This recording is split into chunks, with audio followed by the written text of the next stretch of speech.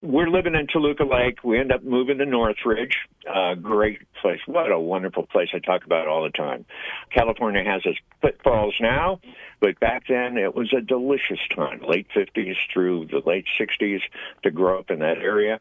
And as the voice of broadcasting professional, both on the air as well as behind the scenes in sales in both television and radio. Thank you for coming on. What's your history, Josh?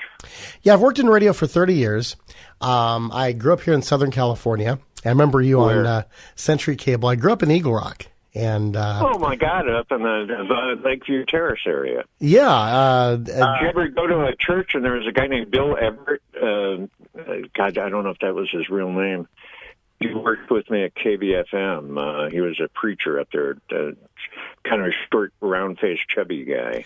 Never did. This would have been the late 60s, yeah. Oh, yeah. No, okay. I was born in 72, so...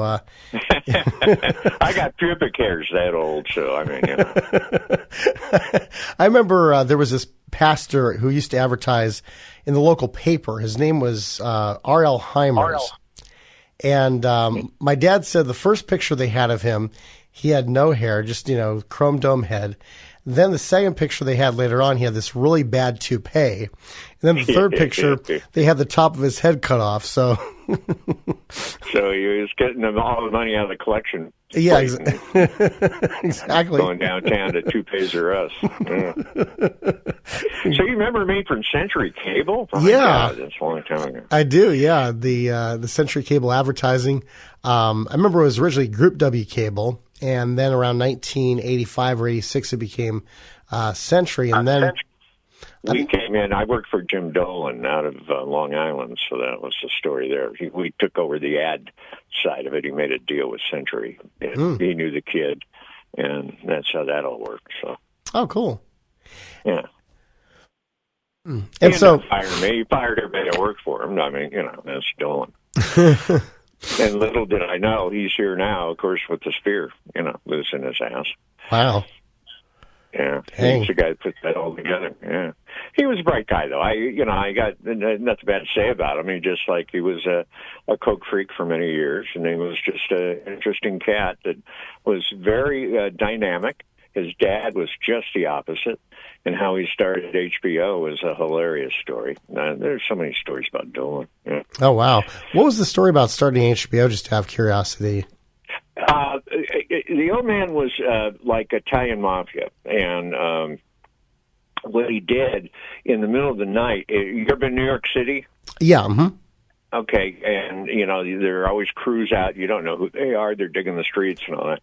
He had these guys go out and start wiring up the city in the evening, all night long, and then they go back and sell cable door to door in the buildings.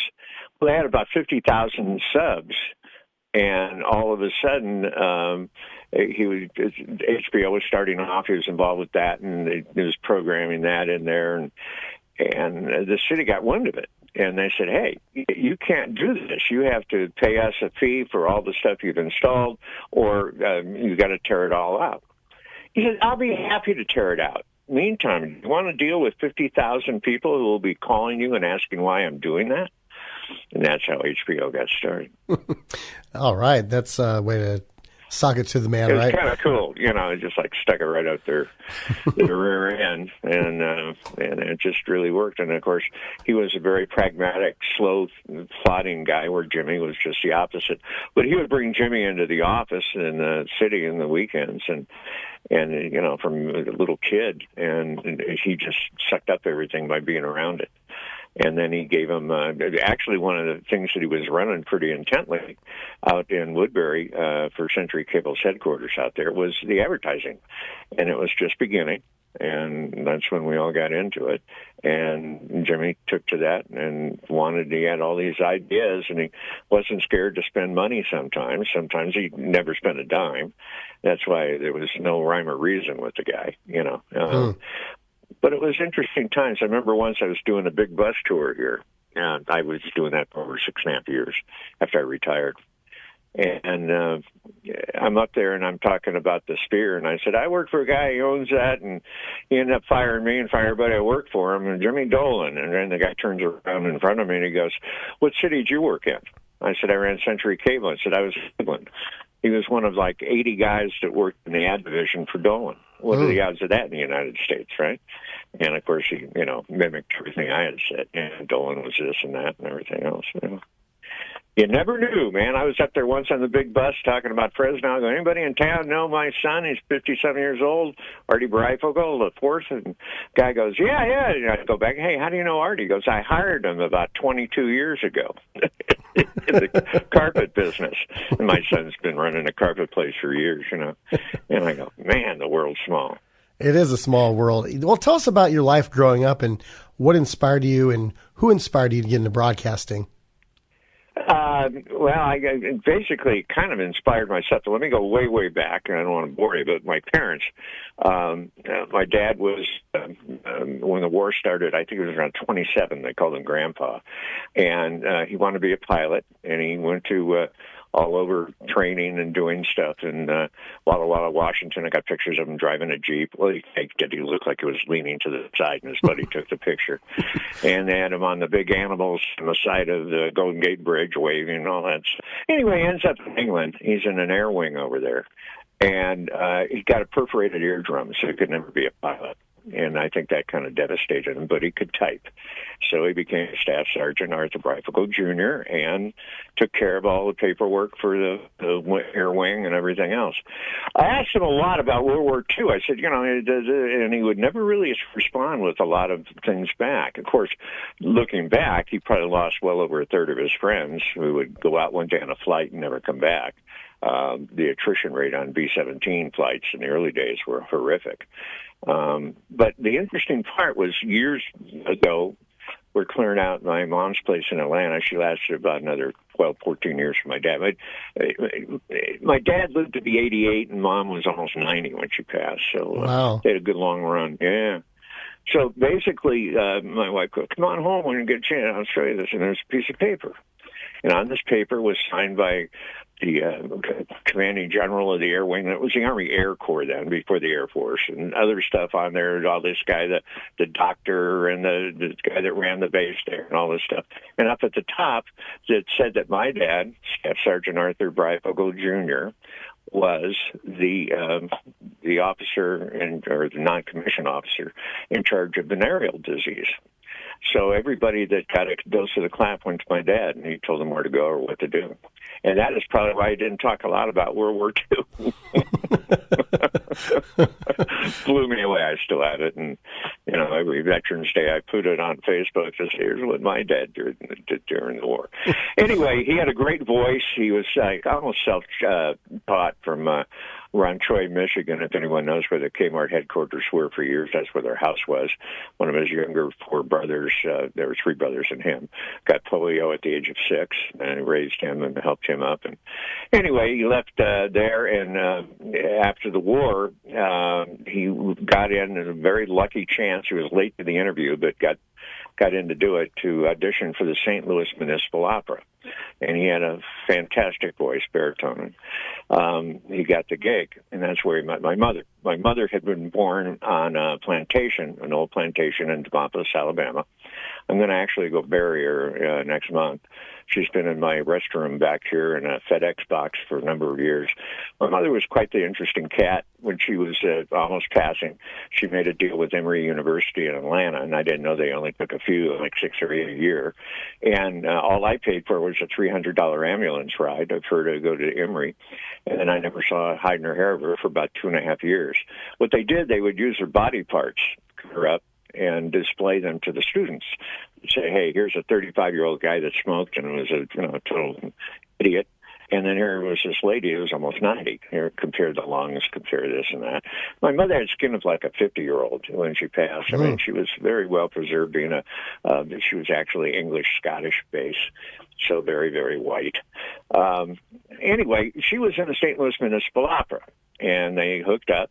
And one thing led to another. They ended up going to New York City, and Mom got in the original cast of Carousel back around, I think, 47, 48 is when she got in there. And she was one of the singers, and then she did lead matinees for Jan Clayton Wednesdays and Saturdays. And my dad did a show called Magdalena, 512 runs or something on Broadway. Anyway, they did that, and Mom did it for a number of years. That was a big time, the original carousel, and the bottom line is Dad started doing lights. We lived over in Jersey by the, after I was born, we moved to Jersey. Detroit back to Jersey again. He was kind of drifting around, and we lived by the Washington Bridge, which was kind of a forest in those days. And then he got hooked up with San Francisco for Flying Tigers, the airline. There he did freight. They lasted through the Vietnam War, transporting all the soldiers. I'm getting somewhere with all this, trust me. And then they got in with KLM, Royal Dutch Airlines, by coming to L.A., and that's where we lived in Toluca Lake for 2 years. Later owned the apartment building. All these stories intertwined. Her best friend was Dolores Hope. So wow. We heard a lot of Bob Hope stories. We lived 2 blocks away from Hope's old house where he used to have the 9-hole golf course right there in Toluca Lake. Hope was the cheapest guy in the world. They had a party one time. He didn't want to hire a bunch of guys to move tables, so they asked my dad to go over and help move tables for a Catholic benefit party. I mean, the guy was so cheap. It's interesting you mentioned that, because on the Jack Benny program, Bob Hope was on the episode, and he's like, well, now, Bob, if you had just come into my dressing room, I would have, Jack, except I didn't have a dime for the door. So it's kind of weird that Jack Benny in real life was actually a very generous man, and Bob Hope was the cheap guy. He was the cheapest bastard in the world. And I lived out in Palm Springs there at Cathedral City for over 5 years. Everyone in town, if you mentioned him, he said never paid his bills. That big dome house up there, he owed millions on that to people. And he had all the money in the world. He and his brother owned half the San Fernando Valley. So, just go figure. He was kind of a creepy guy. He was always dealing with other ladies on the side. Dolores didn't care. I mean, she hung in there with him all the way to the end. She outlasted him. Yeah. So anyway, we're living in Toluca Lake. We end up moving to Northridge. Great place. What a wonderful place. I talk about it all the time. California has its pitfalls now, but back then it was a delicious time, late 50s through the late 60s, to grow up in that area. Go to school there, Prairie Street Elementary School, which is by Cal State Northridge back in those days, university. I went back, I remember, about 20 years ago with wife number 2, and I go, here's my school. And I pull up, and it's a 3-story parking lot. They tore the school down. And it's only been about 25 years it had been there. Just there were no more kids left in Northridge. That generation, the post-war boomers, we grew up and left. And that's right by Zelda, right by the university. I lived 2 blocks from Cupid Hot Dogs. I'd walk back alley. I'm always amazed here where I live in Las Vegas how everybody's always waiting to pick up their kids. And we walked every time. We went in rain, snow, whatever it took. Nobody picked us up for nothing. Rode your bike or whatever. Delivering newspapers when I was 10 years old. And for the Valley News and Green Sheet, made some decent money for a little 10-year-old. I could always go to the Helms truck and buy out of the secret candy drawer and donuts for all my buddies. So anyway, my dad and mom, they love singing. They'd go to sing, embarrass the hell out of me and all that stuff. Bottom line is, he finally got smart. He goes, I'm going to do a show called Around the World in Song. So what they did, they went out to all these travel agents and women's clubs and all these places promoting the airline all around Southern California, into Nevada, and down to Arizona. And they, from the age of like 11, 12 on, they'd leave me alone on the weekends. I was a only child, and, I wasn't a rabble-rouser or anything. So I watched a lot of television, listened to a lot of radio. Anyway, they would do the show, and they wouldn't get paid, but their accompanist would. Quick story on the accompanist. I know I'm going all these different alleyways. But the bottom line, her name was Martha Jameson. Her husband owned a little hamburger shack where Denny's was for years, right in front of Warner Brothers. Cahuenga, the big circle there, by that gate where they ran out in blazing saddles. Oh, yeah. And one of his best friends was Clark Gable. He'd go up there for, a couple of weeks a year and hunt and fish with him, and said Gable was just a normal, good old guy. And he knew all the celebs and could have cared less. As long as they paid their hamburger bill, that's all he cared about. He wasn't thrilled by showbiz in any way, shape, or form. Anyway, they met her at the church. She gets a call from a guy one day, and he says, I need some help. I'm working on a pilot. Can you come on over?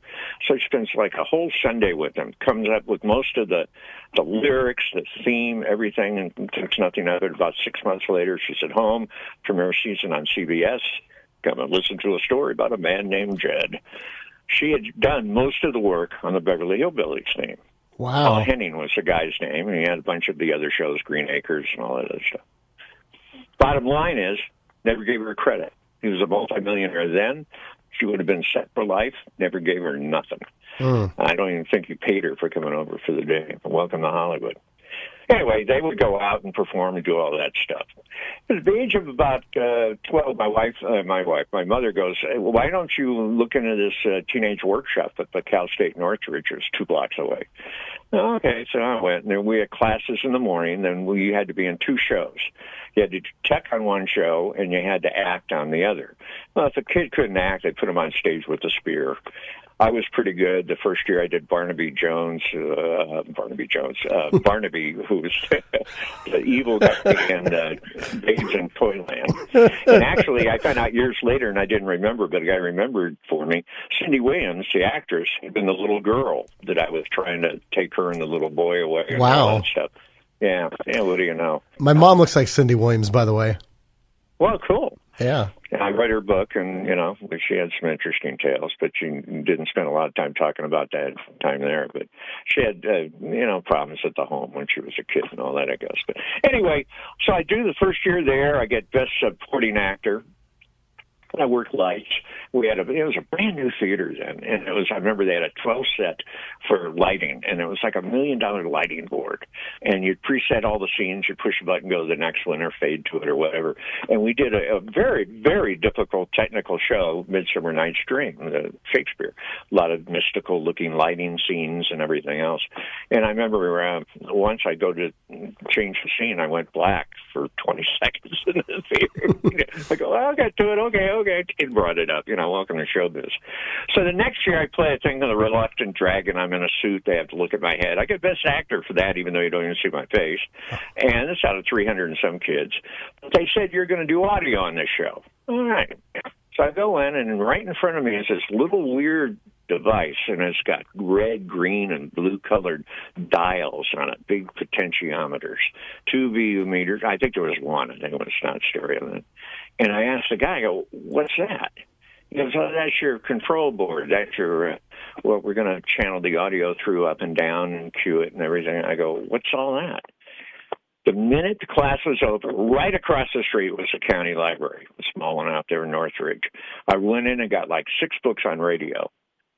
That night I knew I was going to be in radio. I was 13 years old. Wow. So whenever we travel around with the dad, I go to San Luis Obispo. We were up at Madonna Inn. Across the street was a little mini center and a travel agent. I'd go over there. There's a guy on the radio. I'm looking through and this little mini center, like 3 stores. I'm looking through the window, and it was like a Sunday or Saturday afternoon. He knocks on the glass, said, come on in. Went in, watched him spin the records. I went to KIST in Santa Barbara when he was up there. I'd go around and see radio stations. And I'd listen. Oh, God, I was in love with KFWB, Color Radio, Channel 98. And then KRLA, 1110 Men. Did you go to the KRLA studios in Pasadena at the Carriage House? Yes, I got a great story about that. I'll tell you in a minute. And then, of course, KMPC, which became kind of the catalyst to everything because of the massive talent that was on the air there.